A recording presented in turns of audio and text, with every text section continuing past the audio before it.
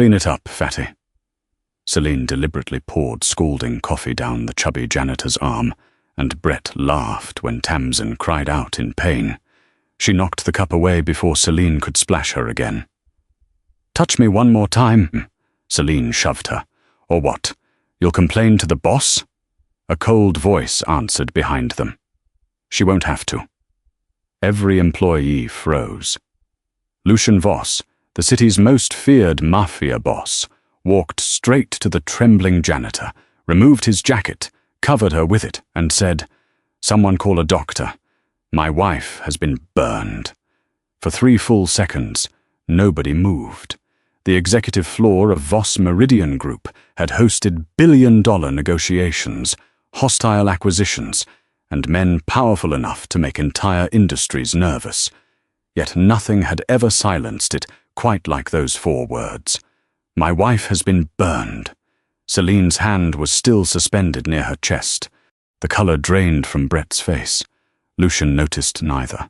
His attention remained entirely on Tamsin. He crouched beside her, one hand holding his jacket around her shoulders, while the other hovered near her reddening arm without touching it. His expression barely changed, but Tamsin knew him too well. The quieter Lucian became, the more dangerous his anger was. "How bad?" "I'm fine." His dark eyes lifted to hers. "That's not an answer." Despite the burning pain, Tamsin almost smiled. Almost. "It hurts." That answer he accepted. "Medical team is coming," Marcus said from behind them. He had already appeared with 2 security officers, though neither man seemed eager to ask what had happened. Lucian glanced at the coffee-soaking Tamsin's uniform. "Did it reach your chest?" "Mostly my arm." "Mostly?" "Lucien." His jaw tightened at hearing his first name in front of half the executive floor. Under any other circumstances, the destroyed expressions around them might have been funny. Tonight, nobody laughed. The medical team arrived within minutes. Lucian stepped aside only because Tamsin ordered him to let them work. Celine finally found her voice. "Mr. Voss, I can explain." Lucien raised one finger. "Nothing more." Celine stopped speaking. The medic carefully examined Tamsin's arm and confirmed that the burn appeared superficial, though it would need treatment and monitoring. Only after Lucian heard that himself did something in his shoulders loosen. Then he stood and turned around. The atmosphere changed instantly. Until that moment, they had seen a husband. Now they saw Lucien Voss, chairman of a corporate empire stretching through logistics, construction, luxury property, private security, and finance. A man whose legitimate companies employed thousands, and beneath that polished empire existed another one. An organization nobody discussed openly. A network powerful enough that men, far more dangerous than Brett Holloway, lowered their voices when speaking Lucien Voss's name. Lucian looked first at the broken coffee cup, then at Celine, then Brett. "Who touched my wife?" Silence. Brett swallowed. Celine recovered enough to straighten her shoulders. "There's been a misunderstanding." Lucian stared at her. "I asked a very simple question. It was an accident." Tamsin looked up. "No, it wasn't." Every eye turned toward her. She did not cry. She did not exaggerate. She did not ask Lucian to punish anyone. She simply pointed. Celine poured the coffee. Celine went rigid. Then Tamsin pointed toward Brett. He laughed. Brett's lips parted. "And when I knocked the cup away," Tamsin continued, "Celine shoved me." Lucian remained perfectly still. Marcus watched him carefully. That worried him more than shouting would have. Lucien slowly looked toward the security officers. "Seal this floor." Celine blinked. "What?" "Preserve every camera recording from tonight. Nobody deletes an email, message, security file, or access record." His gaze swept across the executives who had stood there watching. And nobody leaves until security has their statement. For the first time, fear replaced disbelief on Celine's face.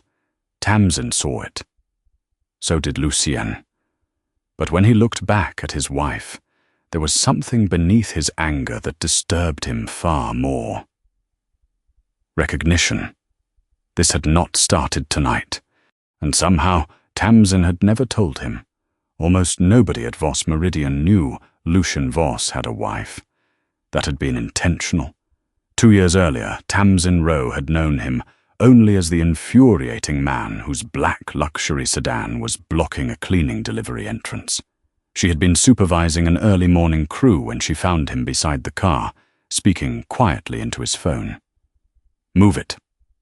Lucien turned. Most people became cautious when he looked at them. Tamsin pointed at the loading zone. "You're blocking my supplies." "I'll be 2 minutes." "You said that 10 minutes ago."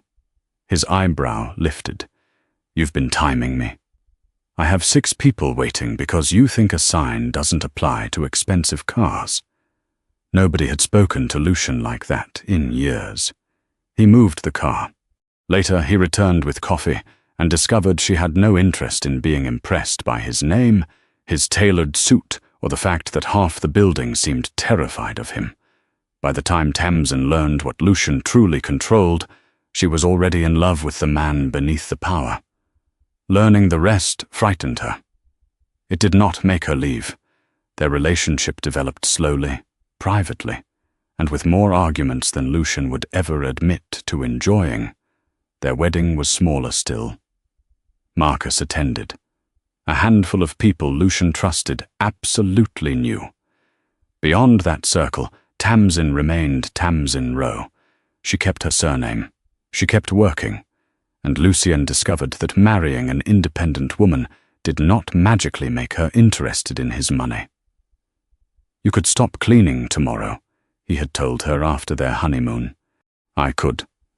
I can fund whatever company you want." "No." Lucien stared at her across their breakfast table. "You realize refusing my money doesn't impress me." "Good. I'm not trying to impress you. You're extremely irritating. And yet you married me." That had ended the discussion for approximately 3 days. Tamsin's plan was simple. She wanted to build a commercial cleaning company with money she had earned herself. She understood the work, understood the employees, and understood exactly how easily people in service jobs became invisible. Lucien respected the ambition. He hated the hours. What he hated even more was that she chose to work inside one of his own headquarters while saving enough to begin. Tamsin insisted it made practical sense. The pay was reliable, the commute was manageable, and nobody there knew who she was. That last part mattered. Lucien had once watched her put on her cleaning uniform before an evening shift. People behave differently when they know who you belong to. Tamsin slowly turned. "Belong to?" Lucien recognized the danger immediately. "Who you married." "Excellent correction."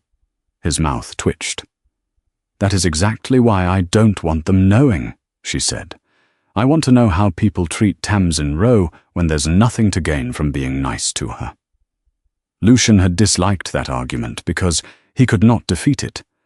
There was another reason for secrecy neither of them joked about. Lucien had enemies. His legitimate empire was enormous, but the organization beneath it was larger and darker than anything appearing on a corporate balance sheet. Tamsin's anonymity protected her from people who might otherwise see Lucien's wife as leverage. So inside Voss Meridian, she called him Mr. Voss. At home, the illusion disappeared. Once Marcus had arrived for dinner and heard Tamsin shout from upstairs, "Lucien, move your shoes!" Marcus looked at his cousin. "How does it feel being feared by an entire city and bullied about footwear by one woman?" Lucien calmly lifted his shoes. "I married poorly. I heard that, Tamsin called. Lucian looked at Marcus. See? It had worked, because their two worlds remained separate. Until tonight. Now, sitting beneath harsh medical lights with Lucian's jacket around her shoulders, Tamsin understood that separation was over. But Lucian was beginning to understand something worse. Keeping their marriage secret had shown Tamsin exactly how his employees treated someone they believed had no power, and she had seen far more than one spilled cup of coffee. By midnight, Lucian had turned an executive conference room into an investigation center. Security logs filled one screen, archived camera footage covered another, HR complaints, shift reports, internal messages, and maintenance requests appeared faster than Marcus could organize them. Lucian stood at the head of the table. He had not raised his voice once. That frightened everyone. Go back 6 months. Marcus glanced at him. We already have tonight. I'm not investigating tonight. Lucien's eyes remained on the screen. I'm investigating how tonight became possible. The answer arrived quickly. One recording showed Brett deliberately dropping food beside Tamsin's freshly cleaned floor, then calling her back to clean it again, while 3 managers laughed. Another showed Celine stopping Tamsin outside a conference room and handing her personal trash, despite a disposal bin standing 2 steps away. Then came shift records, tasks assigned outside Tamsin's responsibilities, complaints blaming her crew for messes created after their shifts ended, messages joking about her weight, a report Brett had filed claiming Tamsin possessed a hostile attitude towards senior personnel. Lucian read it twice. What hostile attitude? Marcus opened the attached incident note. She told him the cleaning staff weren't his personal assistants. That's hostile? Apparently he survived. Lucian did not smile. Then security found footage from 3 weeks earlier. Celine stood near an elevator with 2 executives, while Tamsin changed a trash liner nearby. Lucian could not hear the first sentence. He heard the second. Women like that should learn what mirrors are for. The executives laughed. Tamsin continued working. Lucien stopped the video. Enough. He found her in the private medical suite 15 minutes later. The burn had been dressed. Tamsin sat on the examination table, reading instructions from the doctor. Lucien closed the door. How long? She knew immediately. Lucien. How long have they been doing this? A few months. His face hardened. And you said nothing. Tamsin folded the paper. I handled it. You were burned tonight. I know. I was there. This isn't funny. I'm not joking. His control finally cracked. You let these people humiliate you for months and came home every night without telling me. Tamsin's expression changed. Careful. Lucien stopped. You're angry at them, she said. Don't redirect it at me because I was easier to reach. I'm your husband. Yes, you should have told me. Maybe I should have. But don't make their behavior my mistake. The sentence struck harder than shouting could have. Silence settled between them. Lucian looked away first. For a man accustomed to finding weaknesses in every argument, there was nowhere for him to go. She was right. His anger had turned her silence into an accusation when the cruelty belonged to the people who had chosen it. When he spoke again, his voice was quieter. You're right. Tamsin watched him. I'm sorry. The apology cost him nothing in pride where she was concerned. That was one of the strange truths of their marriage. Lucian could force powerful men into surrender without blinking. Yet with Tamsin, winning had never mattered more than being worthy of her trust. She reached for his hand. I should have told you sooner. His fingers closed around hers. Why didn't you? Tamsin looked down at their joined hands. Because I knew what would happen. What? You'd want to destroy them? Lucian said nothing. She looked up. That silence is not helping your case. A knock interrupted them. Marcus entered carrying a tablet. His expression had lost its usual humor. We found more. Lucian took the tablet. What? Marcus looked toward Tamsin before answering. She wasn't the only one. The screen contained complaints from cleaners, receptionists, junior assistants, and security staff. Different names, same executives, same pattern. Tamsin stared at the list. Her anger changed. This was no longer about what she had endured. It was about how many people had learned to endure it quietly. By morning, Celine had decided fear was less useful than strategy. She arrived at the formal interview with an attorney from outside the company, and a version of events polished enough to sound reasonable. The coffee had been an accident. Tamsin had behaved aggressively.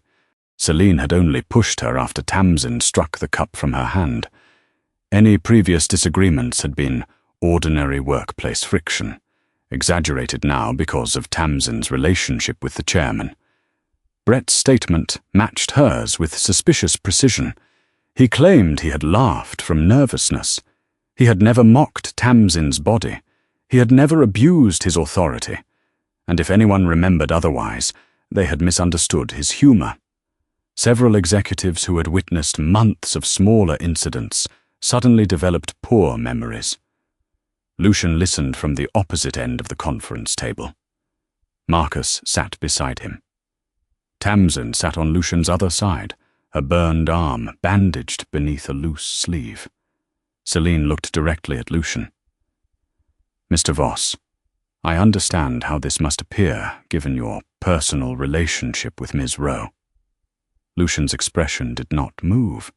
Marriage, Celine hesitated. Excuse me? The personal relationship is called marriage. Tamsin glanced sideways at him. Lucian remained perfectly serious. Celine swallowed. Of course, but that is precisely why emotions are running high. Lucian leaned back. Marcus recognized the movement and quietly put down his pen.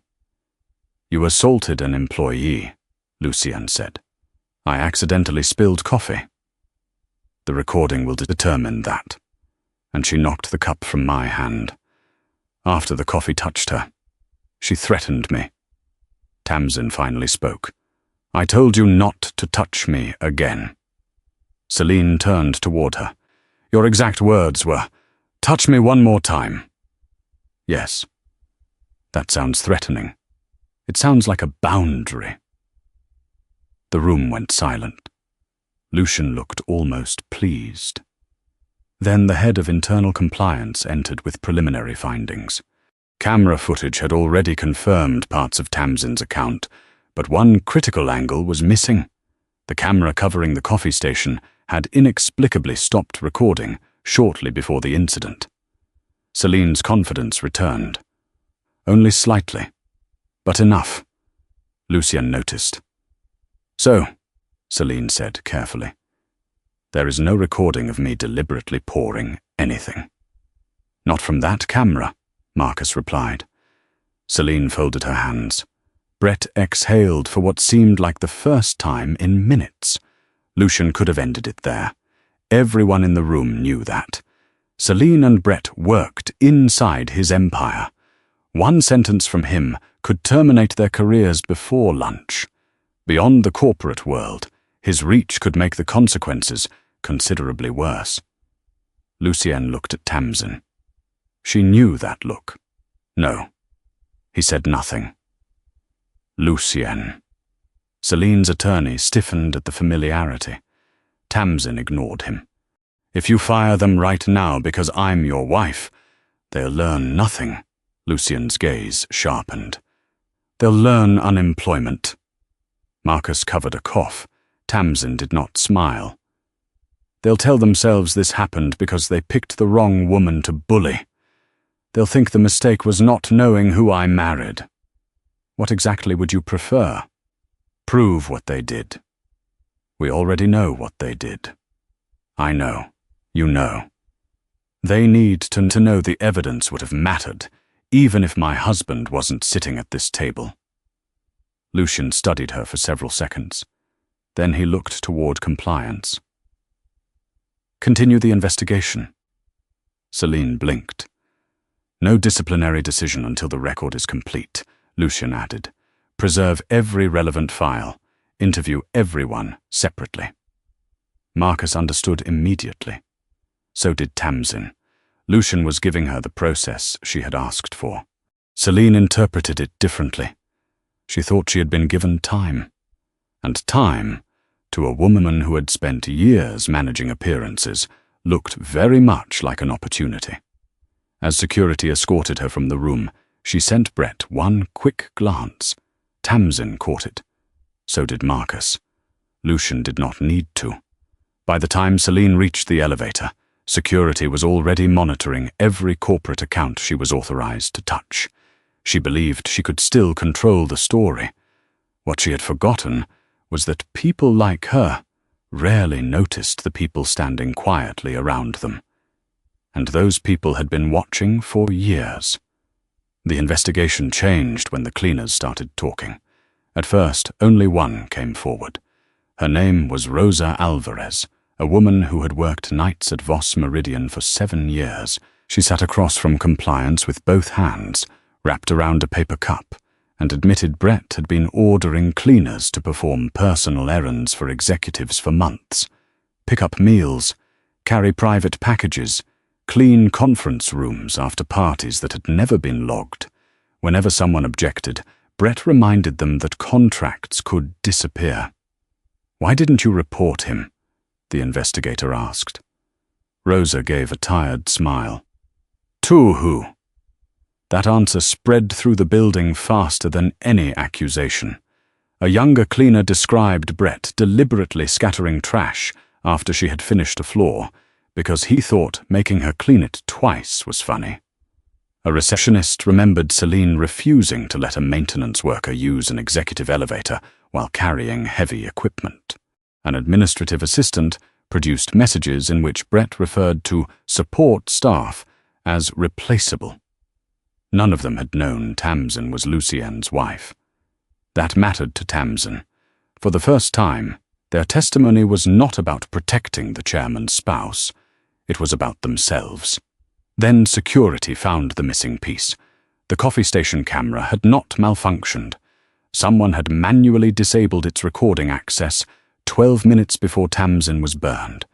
The authorization belonged to Brett. Marcus placed the report in front of Lucian. "He says Celine asked him to do it because she wanted privacy for a conversation." Lucian looked up, and he thought that sounded reasonable. Brett appears to have spent much of his career protected by other people having low expectations of him. Across the table, Tamsin snorted. Lucian glanced at her. "What?" "Nothing." "You laughed." "I'm injured. Be compassionate." Marcus looked between them. "This marriage is deeply inspiring." For the first time since the assault, some of the tension left the room. Only briefly. Because another witness was waiting. Daniel Cho, a security officer, had been positioned near the executive elevators that evening. His body camera had captured audio from the coffee station, even though the main camera had gone dark. The recording was imperfect, but Celine's voice was unmistakable. A comment about Tamsin staring at Lucian, a cruel remark about her body. Then, "You really think a man like that would notice someone like you?" Tamsin remembered the moment. She had not understood Celine's obsession then. Now she did. Celine had seen Lucien look at her, not as chairman and cleaner, as husband and wife. She simply had not possessed the information necessary to recognize it. Jealousy had supplied its own explanation. Marcus stopped the recording before the assault. "There's more." "Play it," Tamsin said. Lucian looked at her bandaged arm. Tamsin. Play it." Marcus obeyed. The sound of liquid splashing came first, then Tamsin's cry, Brett's laughter, the cup striking the floor, Celine's voice, Tamsin warning her not to touch her again, the shove, and finally Lucian himself. "She won't have to." Nobody spoke when the recording ended. The evidence was no longer ambiguous, yet Tamsin found herself thinking less about Celine than about Rosa, the receptionist, the maintenance worker, and every employee who had assumed speaking up would cost more than remaining silent. "They thought nobody saw them," Tamsin said. Marcus shook his head. "No, they thought the people who saw them didn't matter." That was worse. By afternoon, dozens of statements had been collected. A pattern emerged that extended beyond two cruel employees. It revealed a culture in which rank had insulated bad behavior, and lower-paid workers had learned that dignity was something the company promised more reliably on paper than in hallways. Lucian read every statement. This time his anger was different, less personal, more precise. He ordered an independent review of reporting procedures, management conduct, contractor protections, and retaliation complaints across the entire group. Tamsin had never asked for that. She did not stop him. The story inside Voss Meridian was changing. It was no longer about a mafia boss discovering that someone had hurt his wife. It was about powerful people discovering that the workers they had treated as invisible had memories. They had voices. And now, finally, someone was required to listen. The disciplinary hearing took place 3 days later. By then, Celine knew about the body camera recording. She knew about Brett disabling the security camera. She knew cleaners, assistants, receptionists, and security officers had given statements. What she still did not understand was why none of her explanations were working. She entered the conference room, immaculate as ever, dressed in cream silk and carrying herself with the rigid dignity of someone determined to turn humiliation into misunderstanding. Brett looked considerably worse. His attorney did most of his talking. Lucian sat at the head of the table. Tamsin sat 3 seats away. That distance had been her choice. She was not there as Mrs. Voss. She was there as the employee who had been assaulted. The independent investigator summarized the findings without drama. Brett had repeatedly abused his authority over lower-ranking workers. He had falsified or exaggerated complaints. He had disabled a security camera shortly before the coffee incident at Celine's request. Multiple witnesses had independently described the same pattern of intimidation. Celine had repeatedly targeted Tamsin with degrading remarks, including comments about her body and position. The audio recording supported Tamsin's account of the assault. Celine listened until the investigator finished. Then she looked at Lucian. "This has gotten completely out of proportion." Lucian said nothing. Her composure began to fracture. "I made a mistake." Tamsin watched her carefully. "A mistake?" the investigator asked. "The coffee. You previously said it was an accident." Celine hesitated. "It happened quickly. And the shove? I felt threatened. And the previous comments? Office banter." Nobody rescued her from the silence that followed. Finally, Celine looked toward Tamsin. There was frustration in her face now, but beneath it was something almost astonishing. Resentment, as though Tamsin had somehow cheated by turning out to matter. "I apologized for what happened." "No," Tamsin said quietly. "You explained why you shouldn't be blamed." Celine's jaw tightened. Then desperation overpowered judgment. "If I'd known who she was, this never would have happened." The room became still. Tamsin stared at her. There it was, the entire problem compressed into one sentence. Not regret for cruelty. Regret for choosing a victim with powerful connections. "That's the problem," Tamsin said. Celine frowned. Tamsin leaned forward. You shouldn't need to know who someone's husband is before deciding not to hurt them. Celine opened her mouth. Nothing came out. Tamsin continued. You thought I cleaned your office, so embarrassing me was harmless. You thought Rosa needed her paycheck too much to complain. You thought receptionists, assistants, security officers and cleaners were people you could disrespect because none of us could do anything to you. Her voice remained level. I didn't become more human when you learned who I married. Across the table, Lucian's expression changed almost imperceptibly. Pride replaced something darker. He turned to Celine. You keep saying you didn't know she was my wife? Celine swallowed. I keep wondering why you think that matters. She looked down. Lucian could have destroyed her with a phone call. Everyone in that room knew it. Instead, he slid the investigation report toward the independent counsel. Proceed according to the findings.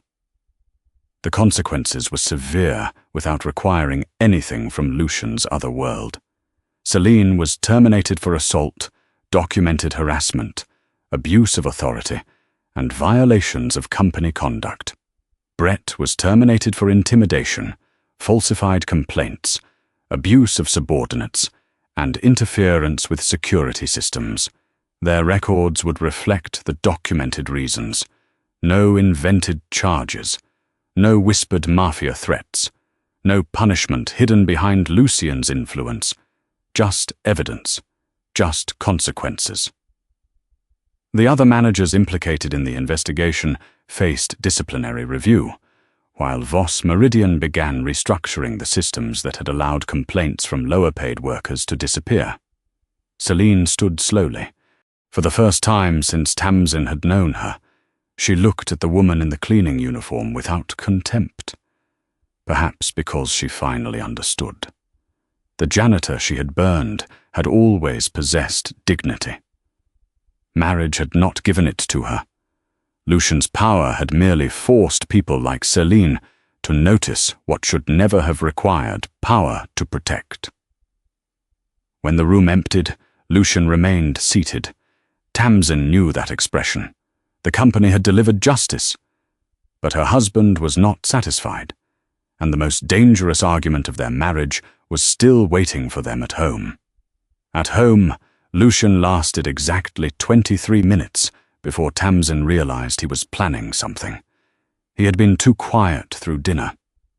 For Lucian, silence itself was not unusual. Silence combined with 3 unanswered messages from Marcus, and the particular stillness in his shoulders was another matter. Tamsin put down her fork. What did you do? Nothing.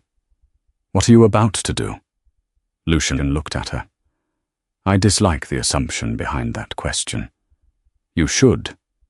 It comes from experience. His phone vibrated again. Tamsin held out her hand.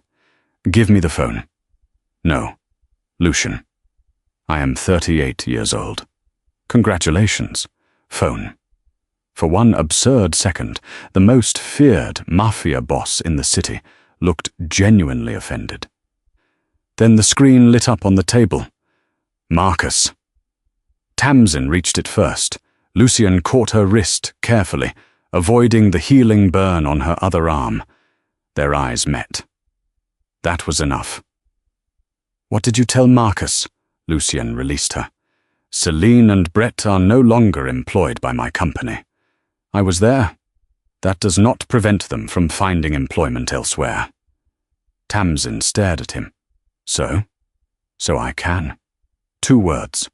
That was the problem with Lucien's world. He could. A quiet conversation could close doors across the city. Banks returned his calls.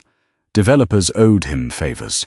Security firms shared information with people who shared information with Marcus. Men who publicly denied knowing Lucian privately worried about disappointing him. He did not need violence. He could erase a career with courtesy. Tamsin stood. No. They hurt you. And they were fired. Celine burned you. She was held responsible. She assaulted my wife. Tamsin's expression hardened. Stop saying that like being your wife creates a separate category of human being. Lucian rose too. It creates a separate category for me. His voice remained controlled, but she heard the fury underneath it. I saw your arm, Tamsin.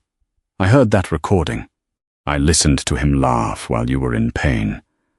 And you think destroying them will make me stop hearing it? No. Then who is this for?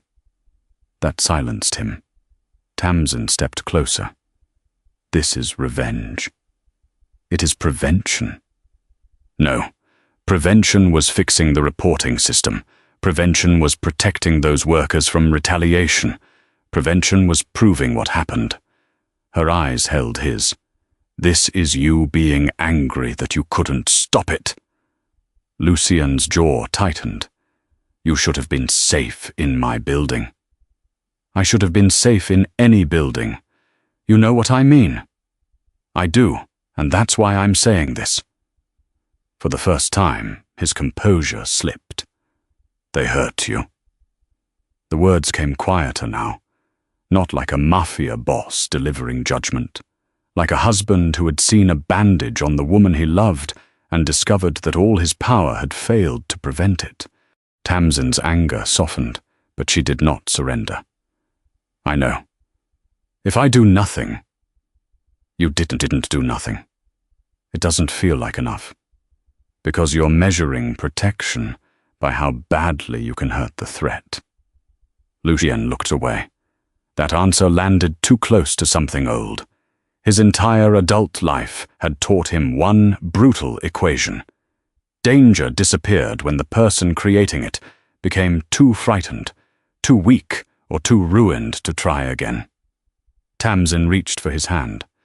I need my husband, not an executioner. Silence. His fingers went still beneath hers. She had not accused him of being a monster. That would have been easier. She had reminded him that he had a choice. If you use everything you have against them now, she said, then this stops being about what they did. It becomes about what Lucian Voss can do when someone touches his wife. His gaze returned to her. And I won't let them make you into that for me. The phone vibrated again. Lucian picked it up. Marcus answered immediately. Your wife asked for an investigation, he said without greeting. I heard her. Then why are 6 lawyers waiting for instructions? Lucian looked at Tamsin. She raised an eyebrow. A long pause followed. Send them home. Marcus was silent for a beat. Should I document this historic event? Lucian ended the call. Tamsin smiled. You're extremely irritating, he muttered. And yet you married me. This time he pulled her gently against him. He could not undo what had happened. He could not protect her by controlling every room she entered. But he could respect the boundary she had drawn. For Lucian Voss, restraint had never felt like power, until the woman in his arms taught him that sometimes it was. 1 year later, Tamsin Rowe no longer cleaned the executive floors of Voss Meridian, not because Lucian had asked her to quit. He had learned better. She left because the savings account she had guarded for years finally contained enough to open Rowe Facility Services. Her company began small. 12 employees, 2 vans, 3 commercial clients, and one owner who understood exactly what it felt like when people treated cleaning staff as though they disappeared the moment they picked up a mop. Every employee received clear reporting protections, predictable schedules, and one rule Tamsin considered non-negotiable. A client could complain about the work. They could never degrade the worker. Lucian offered Voss Meridian as her first major contract. Tamsin refused. He stared at her over breakfast. My buildings aren't good enough for you. Your procurement department can submit a bid request like everyone else. I own procurement. Then this will be educational. 6 months later, Voss Meridian opened its facilities contract to independent review. Row Facility Services 1. Lucian insisted he had exerted no influence. Tamsin believed him because Marcus produced enough paperwork to make her regret asking. That evening, they celebrated privately at home. No executives, no bodyguards hovering nearby, no chairman and janitor, just husband and wife. Tamsin reached across the table, and her sleeve shifted. The burn had healed, leaving only a faint mark along her arm. Lucian's eyes found it. His expression changed. Even after a year, she knew that look. I still hate that this happened. Tamsin glanced at the scar. So do I. She took his hand. Neither of them pretended pain became valuable simply because something good followed it. What happened to her had been cruel. What mattered was what they had chosen afterward. Voss Meridian had changed. Workers who once stayed silent had channels that could no longer be quietly buried. Lucian had learned that protecting his wife did not mean taking her choices away. And Tamsin had learned something too. Independence did not require hiding every wound from the person who loved her. She smiled. But they thought I was nobody. Lucienne lifted her hand and kissed it. That was their first mistake. And the second? His gaze moved over the soft, curvy woman who had once ordered him to move his car, refused his money, corrected his shoes, challenged his anger, and built something that belonged entirely to her. A faint smile touched his mouth. Thinking being my wife was the most powerful thing about you.